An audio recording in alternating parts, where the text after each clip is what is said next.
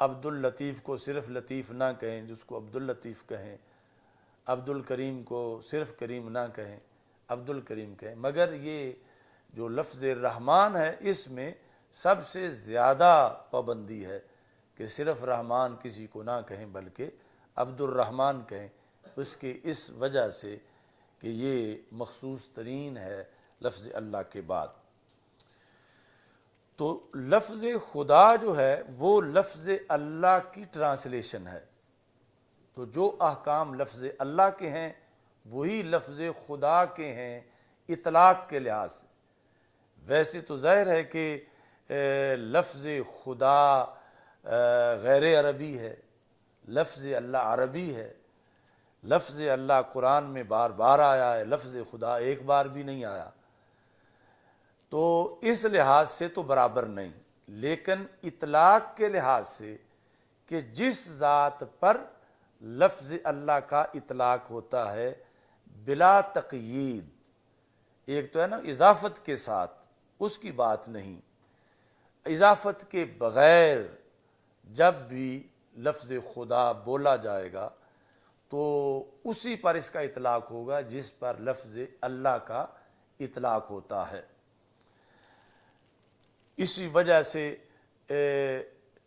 یعنی اس کی خصوصیت مانی گئی تابعین سے لے کر امام اعظم ابو حنیفہ سے ثابت ہے، یعنی لفظ خدا کی بحث اور اس کا اطلاق، اور وہاں سے لے کر یعنی جب امام اعظم ابو حنیفہ سے یہ ثابت ہوا جس کی وجہ سے امام اعظم ابو حنیفہ پر الزام بھی لگا شعوبیہ ہونے کا، تو شعوبیہ کا پتہ ہے نا، شعوبیہ ہے قوم پرست، کہ یہ امام اعظم ابو حنیفہ پر اس وقت الزام لگا جب آپ نے فارسی میں قرات کو جائز سمجھا، اگرچہ پھر اس میں رجوع کر لیا، تو یہ کہا گیا کہ چونکہ فارسی الاصل تھے تو وہ فارسی ہونا غالب آ گیا ہے، تو یہ قوم پرستی ہے کہ امام اپنی قوم کی بولی کی بنیاد پر یہ فتویٰ دے رہے ہیں، حالانکہ جو دلائل تھے وہ جس وجہ سے وہ دیا گیا تھا وہ صرف اس کی زبان کی وجہ سے نہیں مطلقاً تھا، لیکن چونکہ فارسی عربی کے قریب ترین ہے، یعنی اس کو اخت العربی کہا جاتا ہے، تو اس بنیاد پر مثال میں وہ ذکر فارسی کا کیا گیا۔ تو بہرحال یعنی لفظ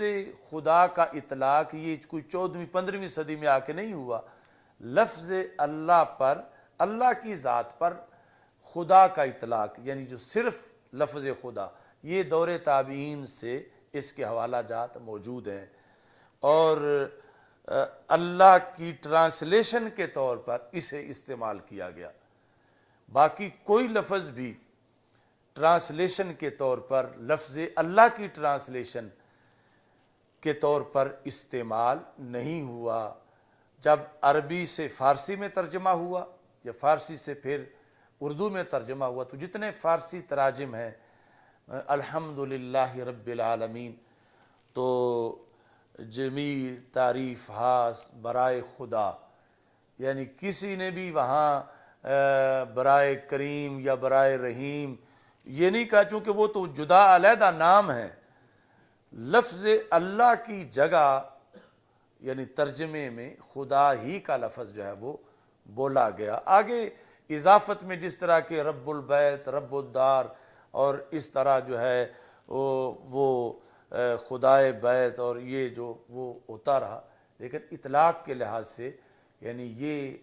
مختص ہے اللہ کے ساتھ، جس طرح لفظ اللہ کا اطلاق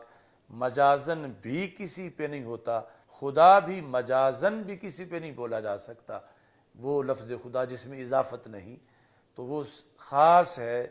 اللہ کی ذات کے ساتھ۔ اچھا جی، تو اب اس پر اعتراض ہوا کہ جو یہ کہا گیا کہ لفظ رحمان جو ہے، لفظ رحمان یہ اللہ کے ساتھ خاص ہے، اس پر اعتراض ہوا کہ مسیلمہ کذاب جو تھا اس کے بارے میں اس کے کسی چیلے نے یہ کہا وَأَنْتَ غَيْثُ الْوَرَى لَا زِلْتَ رَحْمَانًا، وَأَنْتَ غَيْثُ الْوَرَى لَا زِلْتَ رَحْمَانًا، کہ تم مخلوق کے لیے مدد ہو، مددگار ہو، اور تم ہمیشہ سے رحمان ہو۔ یہ مسیلمہ کذاب کو کہا گیا۔ تو معترض کا یہ مطلب ہے تم کہتے ہو کسی پہ اس کا اطلاق نہیں ہوتا اور پر، تو یہ تو مسلمہ پر بھی بولا گیا ہے معاذ اللہ۔ تو اس کا انہوں نے جواب دیا فَمِن تَعَنُّتِهِ، یعنی یہ اس طرح جس طرح کوئی کہے کہ وضو کے بغیر نماز نہیں ہوتی، تو اگلا کہے کیوں نہیں ہوتی، میں نے تو کئی بار پڑھی ہے۔ یعنی نہیں ہوتی کا مطلب ہے صحیح نہیں ہوتی۔ تو جو کہہ رہا ہے میں نے پڑھی ہے، تو اس کا مطلب یہ ہے کہ تم نے ویسے وہ حرکات و سکنات تو کی ہیں مگر نماز تو نہیں ہوئی۔ تو جو کہا گیا کہ اللہ کے سوا کسی پر اس کا اطلاق صحیح نہیں، مطلب ہے کہ شریعت میں صحیح نہیں۔ اگر کوئی کافر کسی پہ کر رہا ہے تو وہ تو ہٹ درمی ہے۔ تو یہ جس نے مسلمہ کو اس طرح کہا، یہ فَمِن تَعَنُّتِهِ، یہ اس کی ہٹ درمی ہے، وَغُلُوِّهِ فِي الْكُفْرِ، اور اس کا کفر میں غلو ہے۔ اس سے ہمارا اصول کو کوئی نقصان نہیں پہنچتا۔ اچھا جی،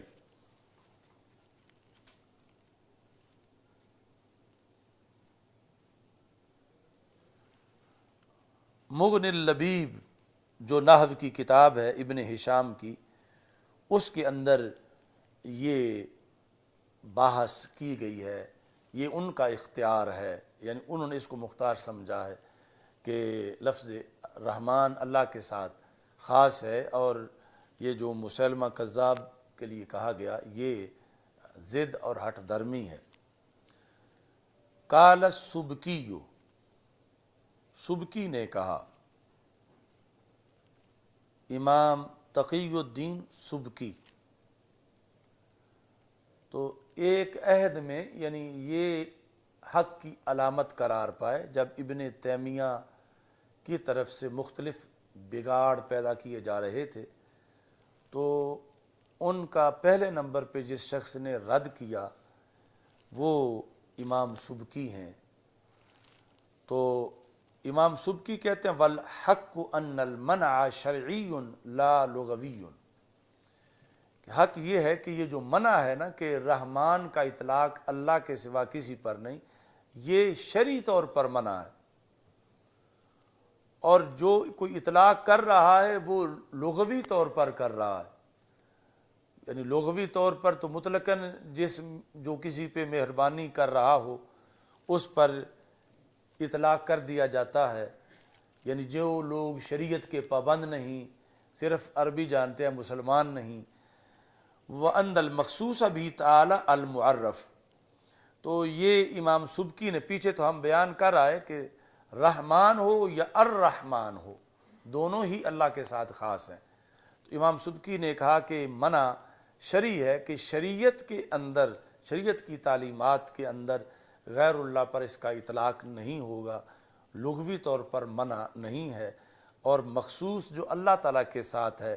وہ ہے الرحمن۔ یہ یعنی امام سبکی کی وضاحت جو انہوں نے آخر میں ذکر کی۔ تو زیادہ احتیاط والا وہ مذہب ہے جو پہلے ذکر ہوا کہ نکرہ ہو یا معرفہ ہو، دونوں صورتوں کے اندر یہ اللہ تعالیٰ کی ذات کے ساتھ مخصوص ہے۔ اچھا جی،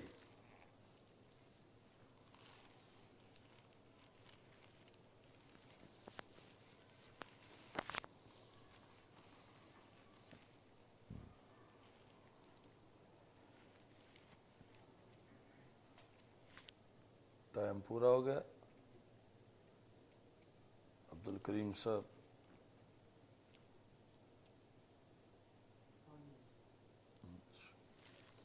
الحمدللہ رب العالمین والعاقبۃ للمتقین والصلاۃ والسلام علی رسول الکریم، استغفر اللہ لا الہ الا اللہ وحدہ لا شریک لہ لہ الملک و لہ الحمد وهو على كل شيء صلی اللہ تعالی